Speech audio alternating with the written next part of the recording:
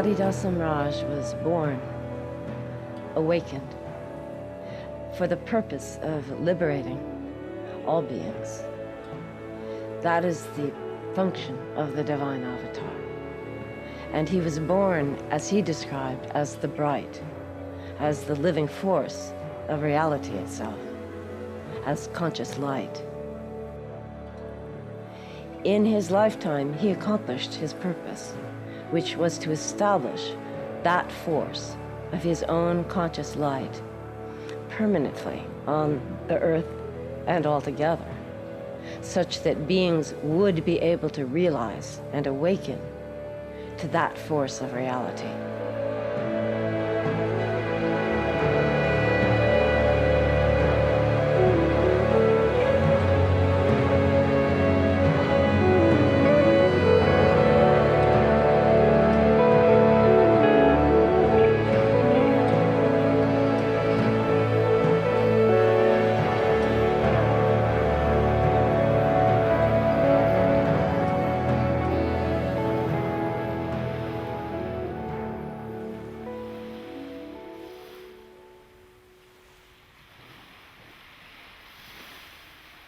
I am your real state, real condition, speaking to you,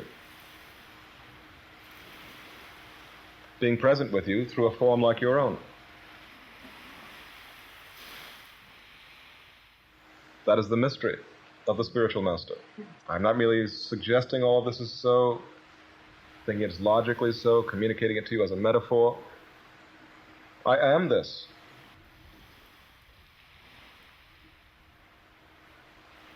This is my realization. This is my state.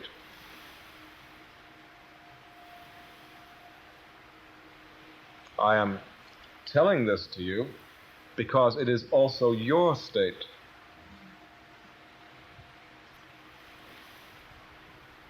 I am here in this form to make this communication to you and this transmission to you so that you will realize that state.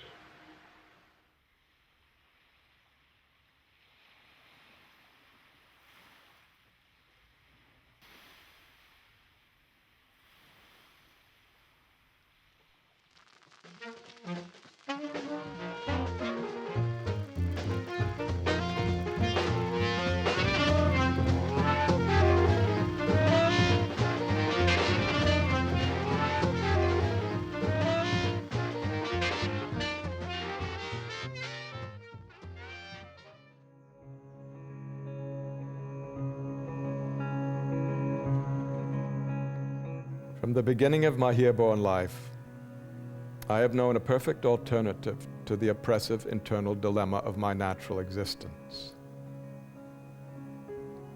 I have played in the problem of my alternatives. But from my earliest experience of life, I have enjoyed a condition that as an infant child I named and called the bright. One of the ways of understanding the uniqueness of Adida is appreciating his state as a baby. Usually we think of ourselves as the body, or maybe the mind, or some kind of subtle essence within, but that was not his awareness at birth. He was aware of himself as the reality of consciousness and light, what he later called conscious light. And when he became able to use words at a very young age, he gave that condition the name, the bright. And that's the name he used throughout his life to describe it. And he saw not only that he himself was the bright, but that everyone and everything else exists in that same bright reality. Even as a baby, I remember only crawling around inquisitively with a boundless feeling of love, of joy, light and freedom in the middle of my head. I was the same as everyone and everything, except it became clear that others were apparently unaware of the thing itself.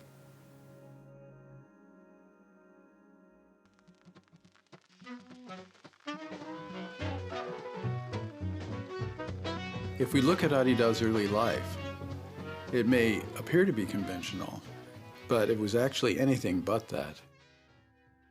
He was actually trying to crack the code, you could say. If the bright is true, he thought, then why are people suffering?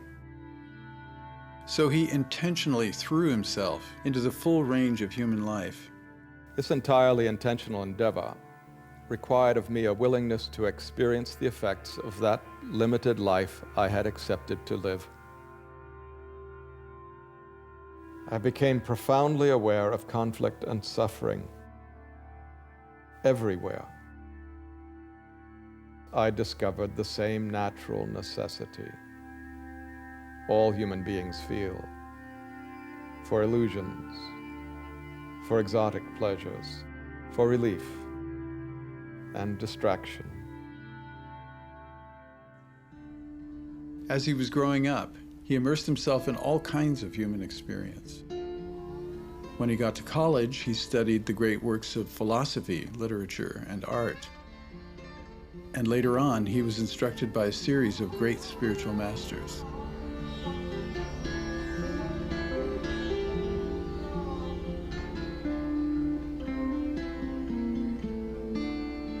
He examined everything in absolutely minute detail, and in so doing, he did crack the code. He discovered the underlying myth that prevents human beings from realizing the truth of their condition, their awareness of the bright. Finally, by the time he was 30, this process had reached its fulfillment. Then suddenly, I understood most perfectly. I realized that I had realized. There was a most perfect end to every kind of seeking, dilemma, suffering, separation, and doubt. The thing about the bright became obvious.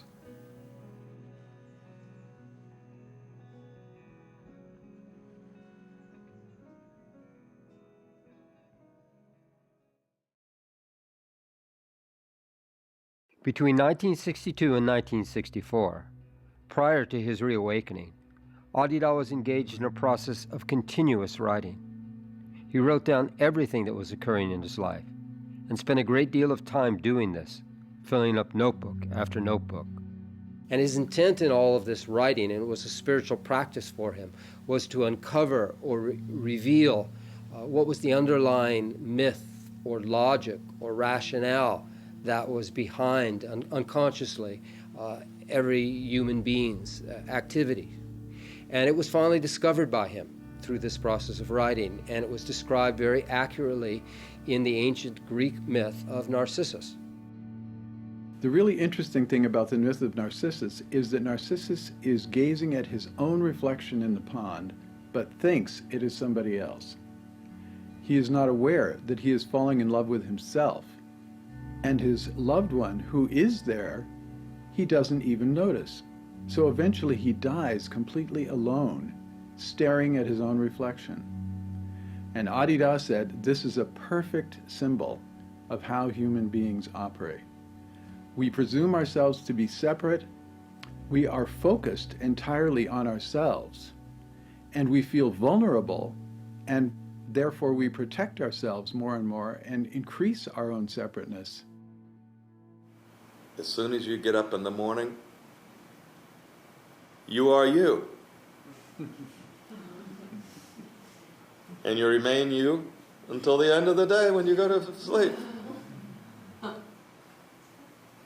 It's a non-stop. You spend the entire day in the waking state, effectively kneeling by the pond, looking at yourself.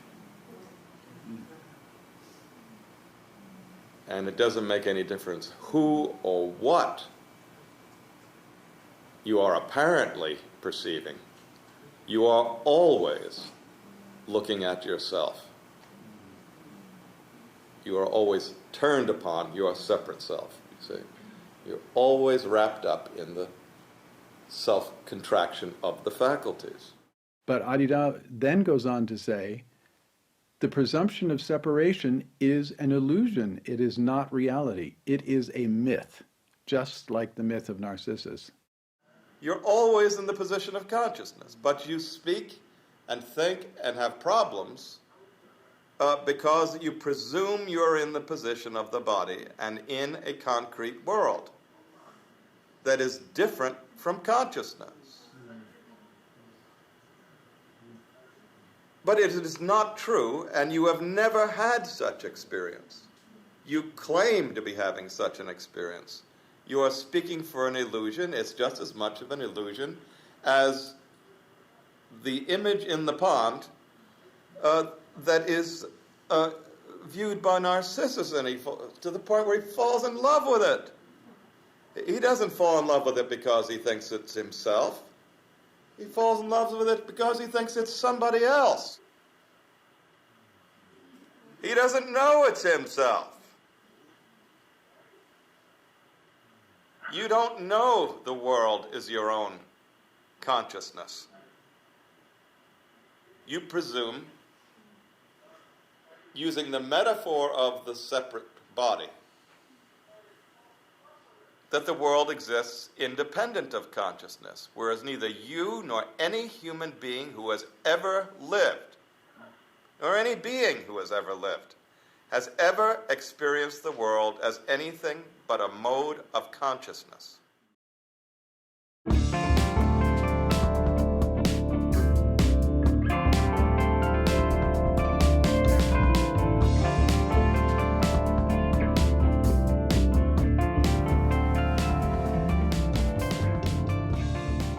I met Ahdida in 1972. It was actually before the ashram opened, and a friend invited me to a place to meet some people. I was nervous about it because I could not imagine offering flowers at a man's feet. The first time I had seen him, my body and feelings responded spontaneously. He scanned the entire room, just quickly looking into the eyes or the face of each devotee. There was a sense of joy, of real happiness that came over me. I just felt really happy to see him. And then he just turned his head and zeroed in on me. And I wasn't prepared for it. It was like he grabbed my heart. And he reached a depth in me that I had no idea even existed. That was the immediate response. In later years, he explained that the heart responds to his state. And the result of it, one of the results of it, was that I felt completely, I wanted to give the flowers.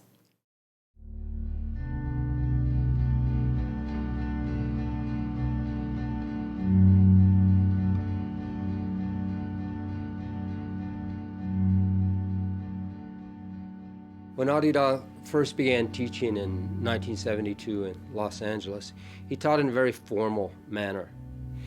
He sat in front of his devotees, he instructed them through discourse and so forth, he gave them disciplines. He saw after almost 2 years of doing this that his devotees weren't growing mightily, and they were tending to get stuck in very ordinary pursuits. It became clear in the earliest year or two that I was going to have to allow for the fact that I was not being approached in anything like the traditional manner. That people were not approaching me with significant qualifications or even profound inclination toward realization. And so he made a very radical decision. I abandoned the sort of natural distance between myself and them, of the guy there sitting formally and talking in the back room or in the hall, and just started to live with them and started to be amused.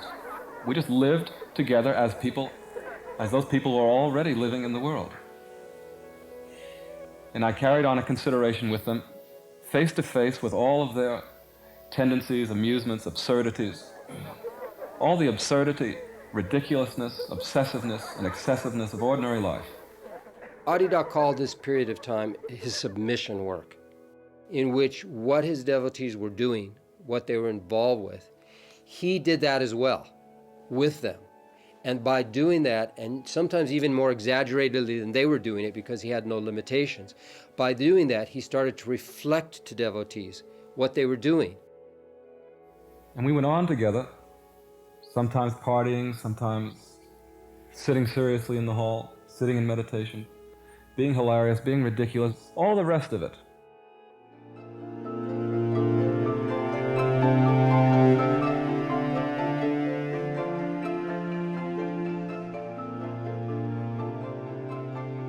It was constantly changing. We went through periods of time of the most intense religious practice, strict diet, sometimes raw diet, exercises, yoga, working very hard, spiritual practices, meditation, chanting. There were periods of very intensive discipline, followed by periods of no discipline at all, except to be in his company.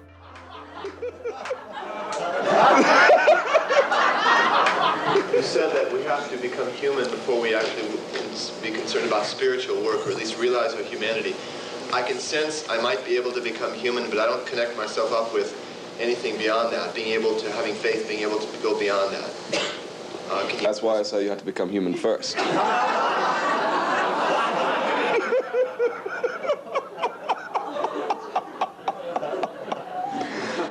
Those were times when I laughed harder than I've ever laughed in my entire life.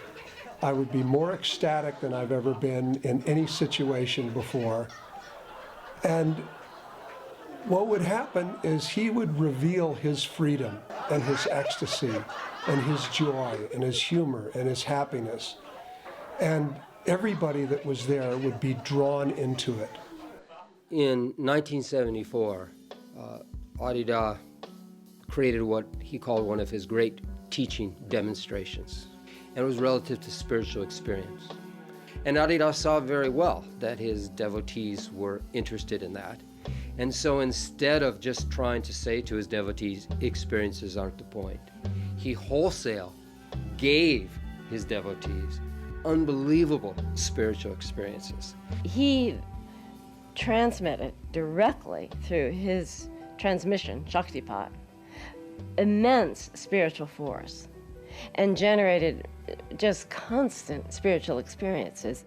But always in the midst of it, periodically, he would say, this is not the point. Spiritual experiences are not the point.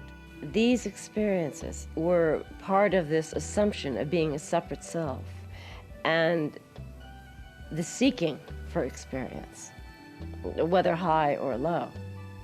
So it is only when there is this relaxation from that search that the undifferentiated field of light, his own state, his brightness, is realized. You become available to it because all the rest of the experiences start to fall away. It's a deepness, a quieting, and a recognition that any seeking within these realms, high or low, is not reality, is not truth. And so through this spiritual process, Adidasam Raj draws you to what is prior.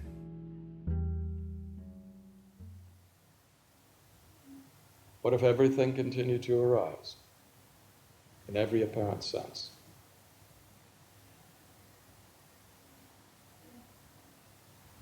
As is your experience even now.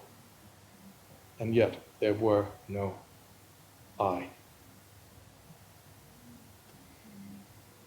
No separate self. Just the arising, but no separate self.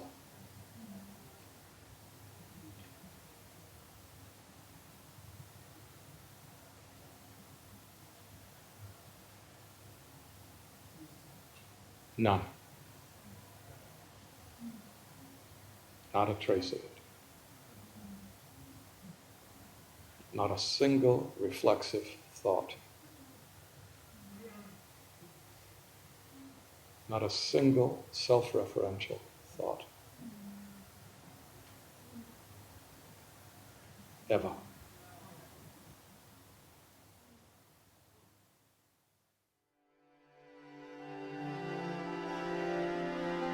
And so he began this extraordinary process of encountering men and women in this time and place, the late 20th century, and all that they were doing and all that they were involved with, and teaching relative to what was actually in front of him. He was establishing a new tradition. He was establishing a new way of life. And so, especially during the late 70s, he began to really fill out what this new tradition, this new way of life would involve. How do you live a spiritual life? How do you function? And Ahdida was never abstract. He used to say that spiritual life begins from the ground up, and that spiritual life is not an otherworldly matter. So you're living in the world. How do you live it? He wrote very extensive books about right diet, right exercise, right sexual relationships. And summary books relative to the entire way, his entire spiritual process altogether. My purpose in associating with people is not to entertain them, not to be believed in, not to be worshipped in this nonsensical downtown fashion, so that you are never changed but only consoled. My purpose in dealing with people, my purpose in my teaching, is to make it possible for you to be intimate with me in spiritual terms, so that you yourself may live this practice and fulfill it. Then you also can transcend yourself and become radiant and live as love.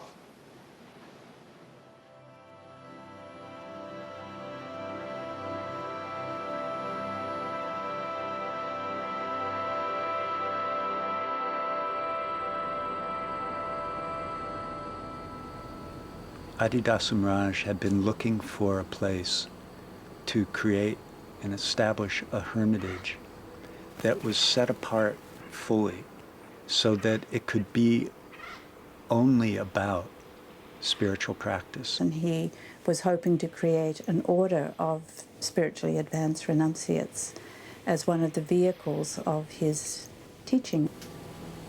As we approached the island, it was amazing to see Ahdida looking down at the island and taking in this vast emerald green, beautiful island surrounded by a reef, and to know that this entire place had been gifted to him for his spiritual work.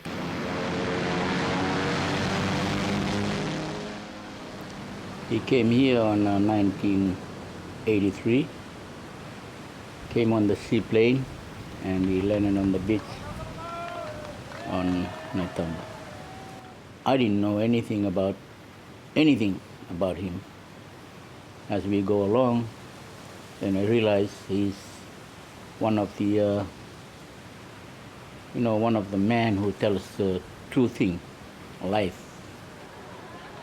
He blessed everybody on the island, not only his family, everybody, every living thing on the island, he blessed them. From the moment we arrived in Fiji, I felt the Master's work change. He was intent on making this island an empowered sanctuary that could be used for pilgrimage for all time. And he felt an intensity to work.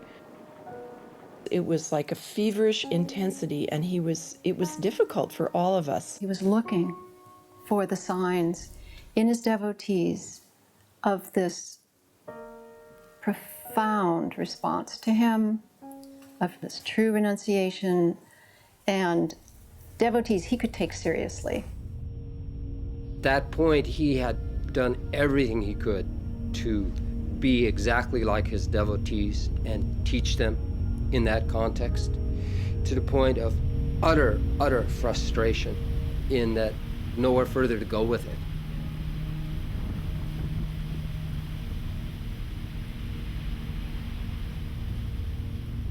In 1986, on January 11th, Adah relinquished his teaching work in the form that he had embraced and lived at to that point. It was a moment of profound yogic ordeal for him, and he almost dropped the body completely.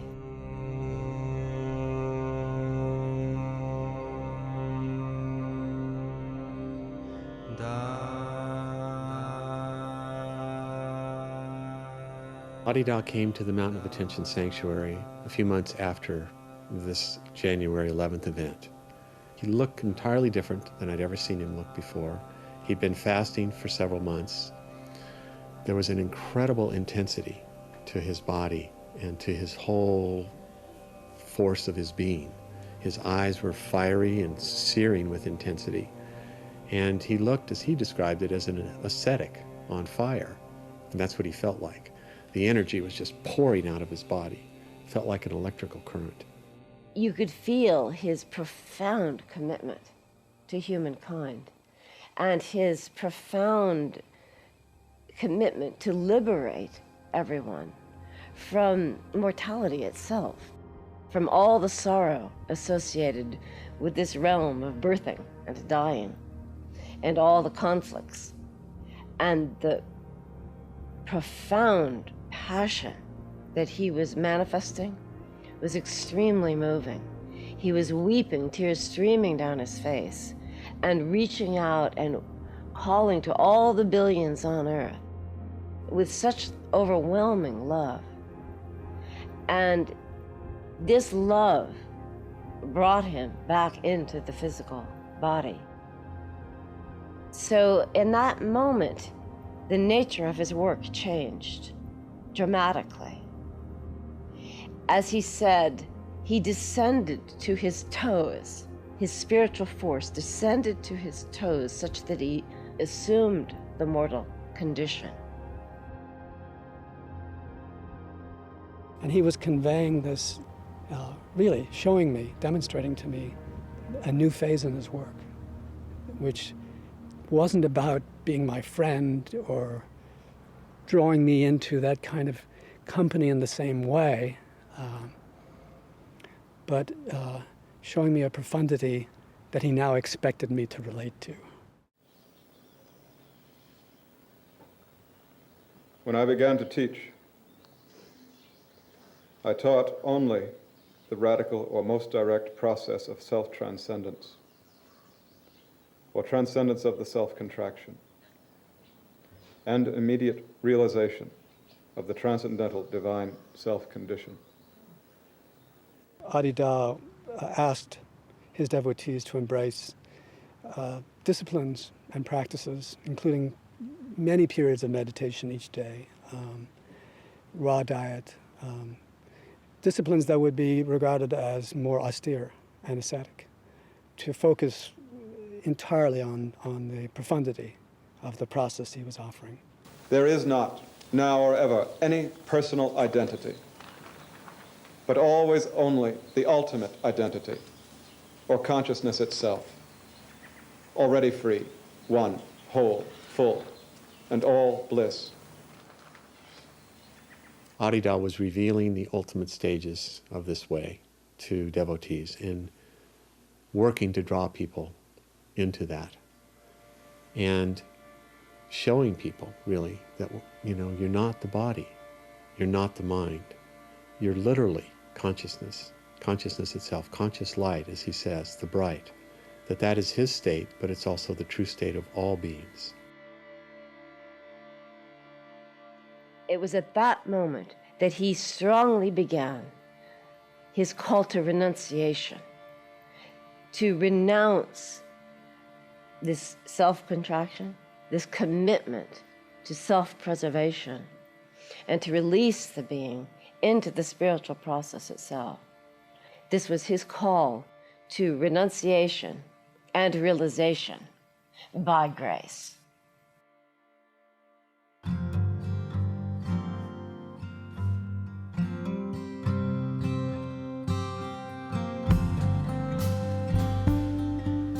I spent my first 10, 11 years or so living directly around Adah and his family.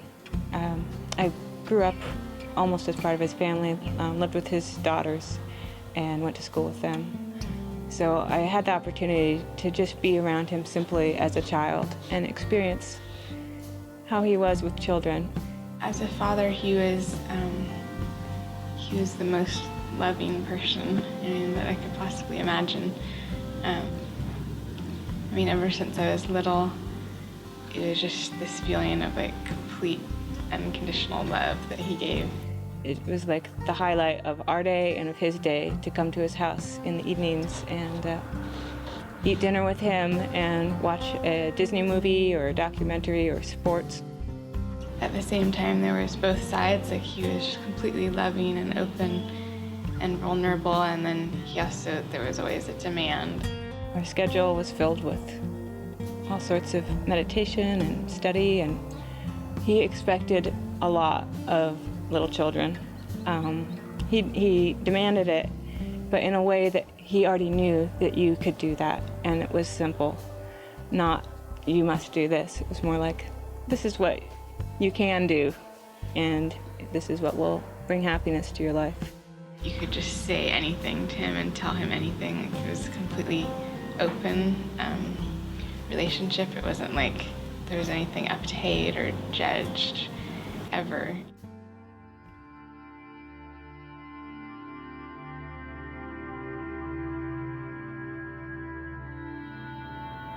After the event of January 1986, Adah told his devotees that he could not continue doing his submission work indefinitely, that it was something that he had to be able to relinquish. Adah redid all of his literature, worked on it again, and in the midst of that, called upon a greater maturity in his devotees, called upon them to grow up more. You all have used my company for all kinds of reasons of your own over the years. And I've obliged myself to address you relative to all aspects of your limitations in order to prepare you for real practice. So I am now truly looking for your signs of preparedness. I'm looking for you to be able to make right use of my company. It's fine for you to specifically intend for there to be occasions where I might respond to questions and so forth. But I think you should understand the more fundamental purpose of coming into my company and use that occasion for that purpose specifically, which is to allow my presence to release you, to purify you, release you of your karmic limitations, to quiet the mind, and to move you beyond these limits.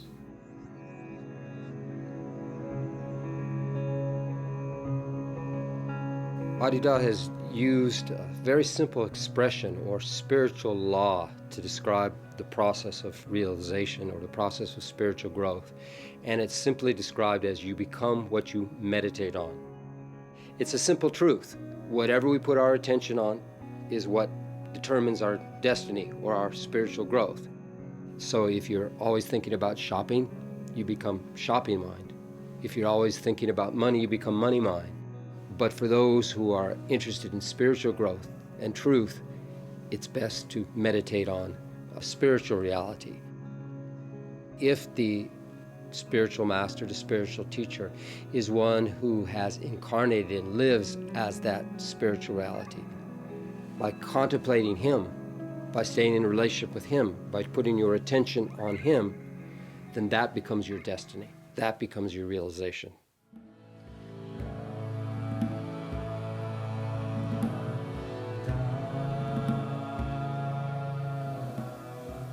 There is this awareness, unchanging, not characterized by any form or name, not performing any action. It is utterly, inherently free. It is pure radiance. conscious light is what is. The bright is what is. It is self-evidently the case. It is all that is. It is the truth. It is reality. It is God.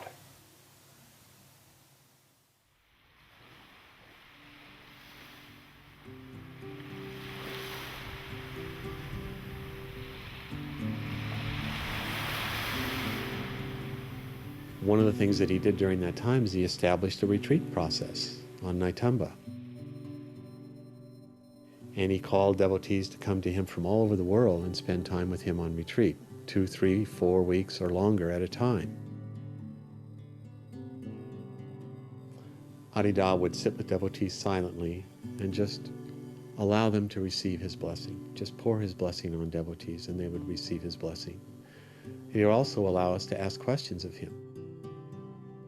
Adah Samraj would gather with us night after night after night after night, to the point that you didn't think you could find the physical energy even to participate with him in his enormous energy and commitment to instructing us and drawing us beyond ourselves. These were the most remarkable, magical, beautiful, intense evenings. He would give the most extraordinary, sublime, spiritual instruction for hours. Dealing with the ego in each of us, that activity in each of us that separates us from the divine, from love, from truth. The force of his sublime person, his freedom, his bliss, his love, just drew me so beyond myself that when the gathering was over and everyone had left and Adah was preparing to be driven to his residence on the other side of the island, I waited for him at the end of the driveway. I couldn't help myself. I held up my hands to him as the Land Rover came along, and he stopped and extended his arm to me. I came over, I kissed his hand, just in a swoon of adoration, completely given by him. Nothing I could possibly conjure up on my own.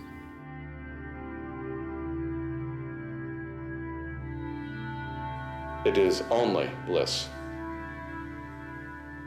And yet, coincident with this body is this terrible knowledge, this terrible process of vulnerable sympathy and awareness of all and of all suffering, and having the circumstance of perpetual regard of the suffering of all, and being involved in that and being moved by that and constantly touching it, constantly serving to relieve beings, to limit the suffering, to transform it, to awaken beings, to heal them.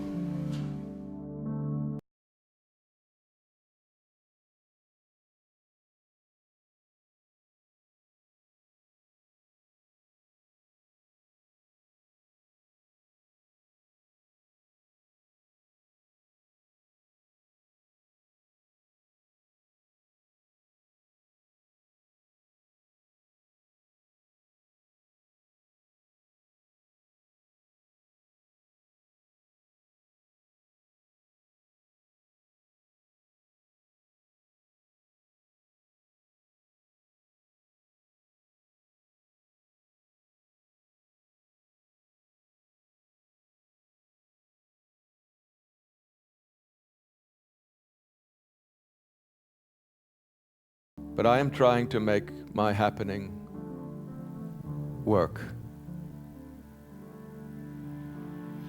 To wake them up, I hope.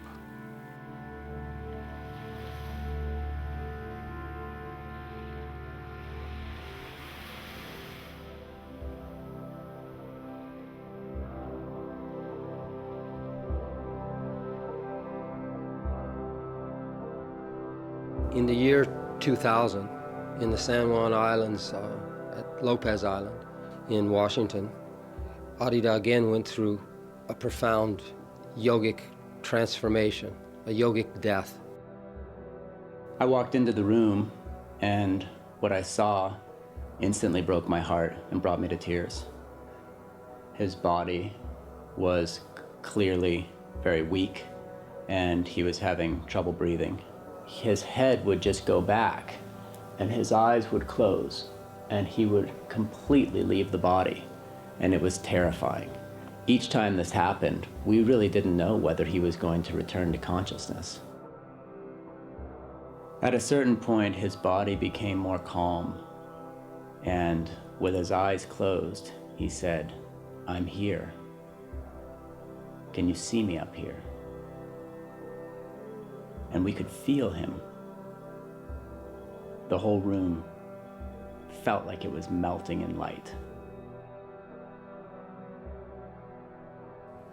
The next day, he described to me that in that process of ascent, he had gone up and to a point, a window into the bright, the undifferentiated light. And he could have gone through it, but instead he had consciously pulled himself down to stay a while longer, to point everyone to that window. So maintaining association with his physical body, but still standing as that window and as the bright beyond, so that everyone could be drawn through that window to fullest realization of him.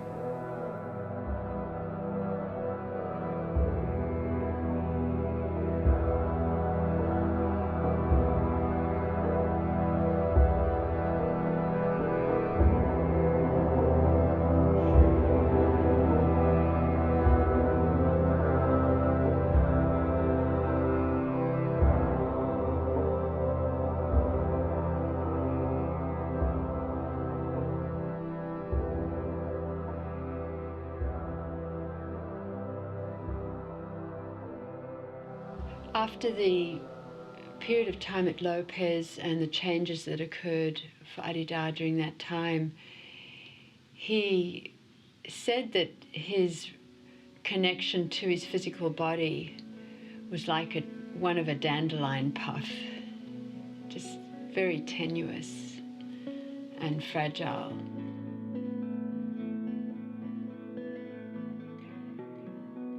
It was really very paradoxical. It was obvious to us that his state was somehow becoming more and more rarefied, more sensitive, even more fragile, and yet his work output seemed to be getting more and more every month.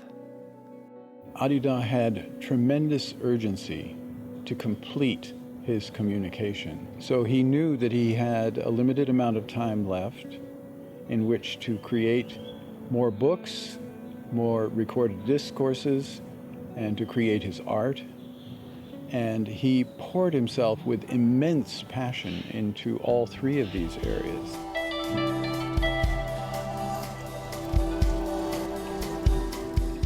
He often spoke about how the camera is like a person, in that you have a dark chamber with an opening and the light coming in, just like in your head.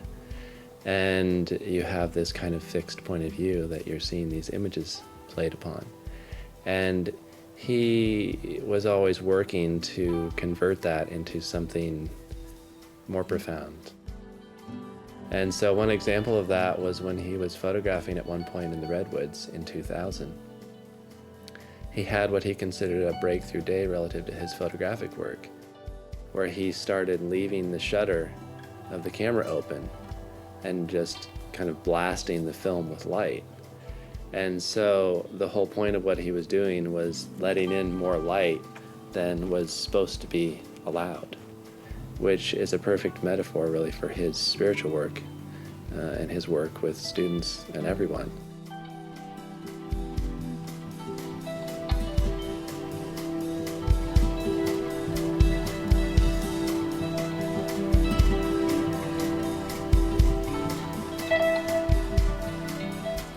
Adah often spoke about aesthetic ecstasy, how a participant, a viewer, can go beyond themselves in viewing a work of art. And in creating his images, he was calling people to become ecstatic. I remember he said that, people go to a musical concert, they allow themselves to become happy and move freely with the music and, just lose all self-consciousness. And so that's what he was trying to do with his artistic work, to draw the viewer beyond themselves into ecstatic participation in the arts and the aesthetic beauty of what was before them.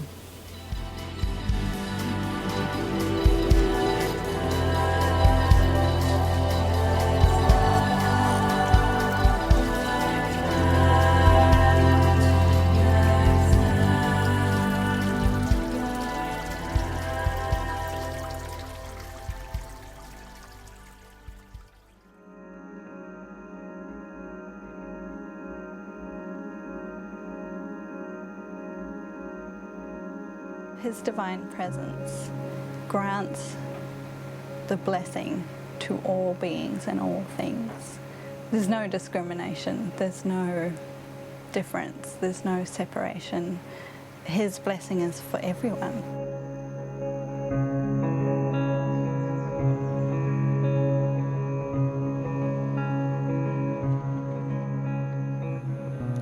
I find people's sorrows and losses to be heartbreaking and terrible and an immense burden.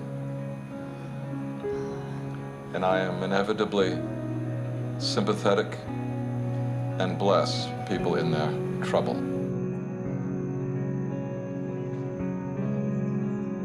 However, you must understand that that is the nature of this place.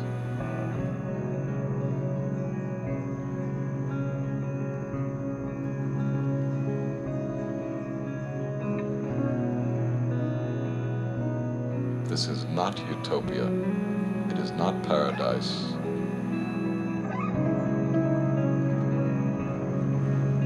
It's a place of death, of endings, of suffering.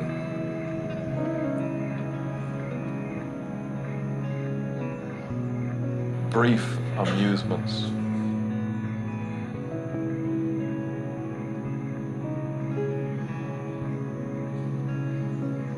It is not enough.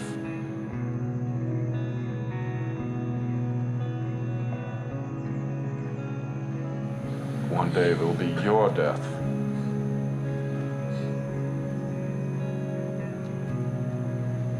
All will pass. Everything will pass. Everything will be lost. Everything will change. Every conceivable separation will occur.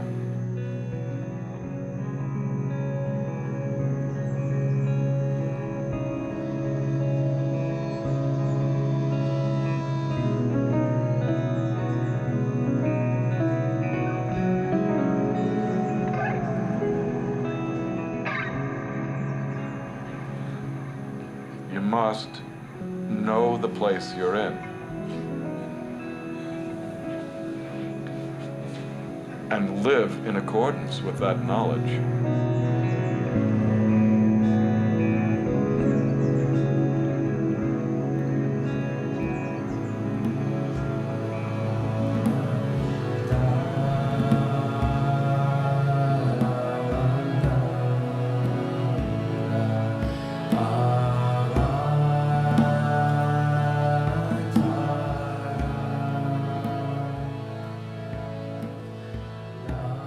At this time, Avatar Adah began working very intensively through the rest of his bodily lifetime to establish a special transmission circumstance where he could do his transcendental spiritual work with his rightly prepared devotees who were moving on in the process with him such that he could really transmit himself as the divine avatar, as being itself, as reality itself, as truth itself, to transparent vehicles who he could just shine through. One of the ways that Adah describes it, and this is something that I felt when I first started sitting there with him, was he talks about the tuning fork, and he talks about how if one tuning fork is vibrating in a certain frequency and you put another tuning fork near it, it will sympathetically vibrate with that tuning fork. And he describes how he is like the first tuning fork and that his devotee is the other tuning fork vibrating in resonance with him.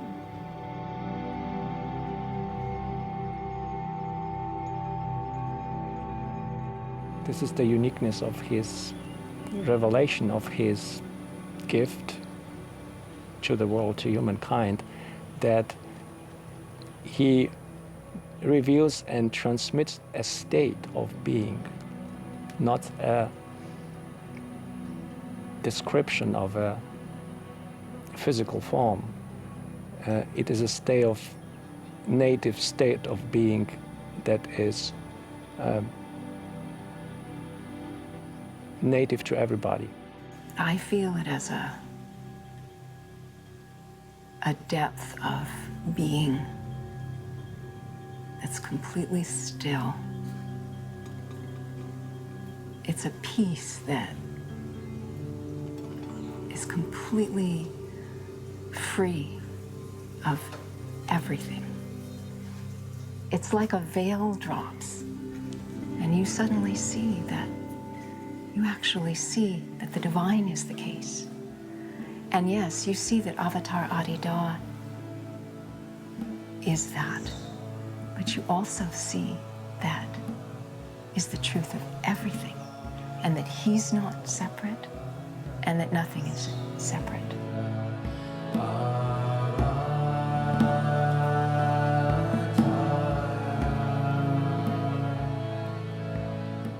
In mid-2007, Adhida's work of submission came to a definitive end. And that was actually a supremely auspicious moment because it meant that he was only relating to people on a spiritual basis. He was no longer submitting to relate to them in any kind of social manner whatsoever, but purely on a spiritual basis by allowing people to cite him, by transmitting his spiritual blessing to them, and foregoing more superficial forms of relationship that weren't really necessary anymore. It was extraordinarily blissful. And what was even more extraordinary was that kind of quality felt like it was really pervading the entire island.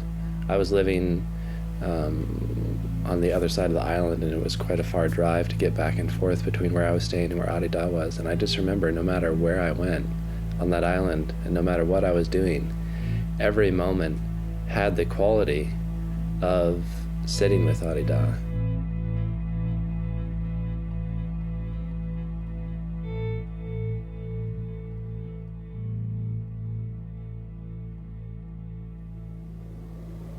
There's only conscious light.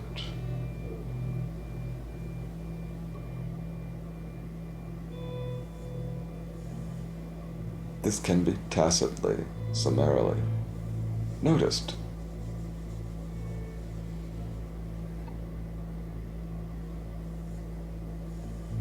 It's a transformation of the view or comprehension of everything.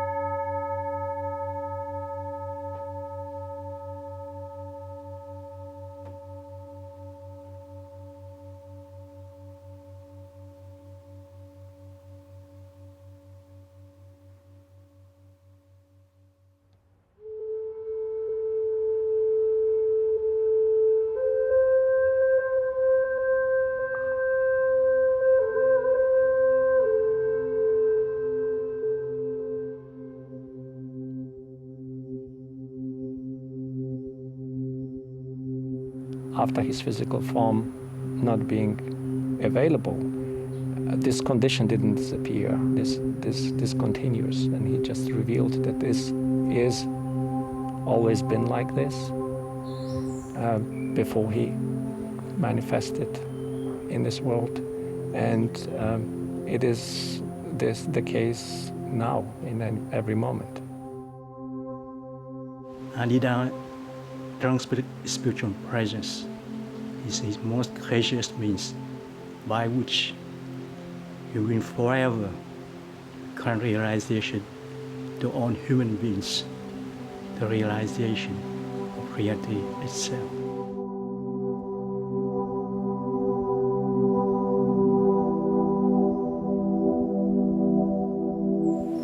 The transmission of his state, which is love, just overwhelming.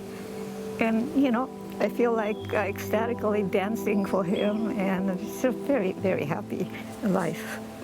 His force, his radiance, his light that comes into the body, literally into the body, and opens up the body, heals the body, relieves the body, allows the body to be in its natural open state, just be.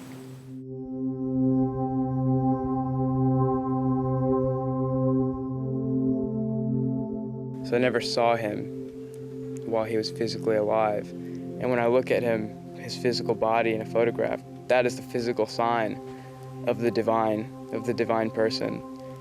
And it is an incredible, incredible grace that all beings can just see him in that way. Just to see his human form, you know that you are looking at the divine being. You know, that is just unbelievable. To get to know this divine condition is beyond expectation. It is beyond anything that I could have ever imagined was possible, and yet it is something I've always hoped for. But to come into contact with that fullness and that revelation, that reality, is more than I could have ever imagined.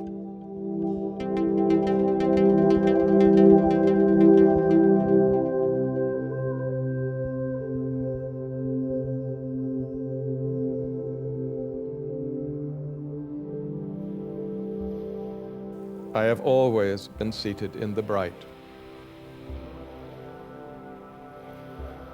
That inherently, spiritually, self-bright, conscious light is even every being's very nature and ultimate, inherent, and inherently perfect self-condition, now, and now, and now.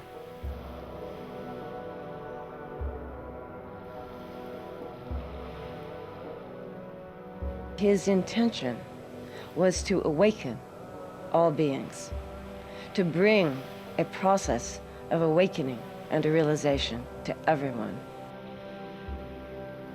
All of this was done to establish in perpetuity a means for everyone to have direct access to his presence.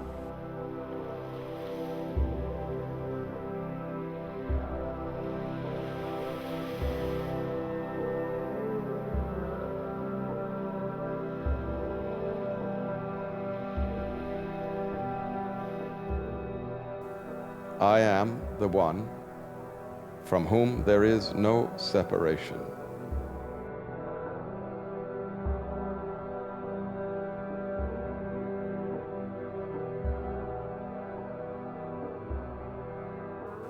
I appear to be a human person, temporarily. But I am more like a mist or a quiet muttering under and through the every breath.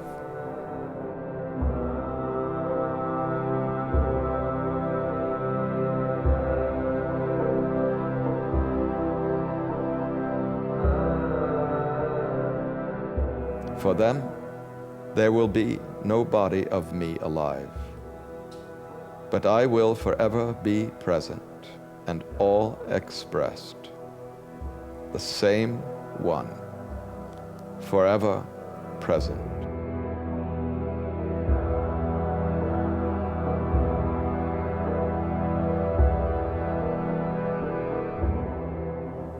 This is my perfect invitation.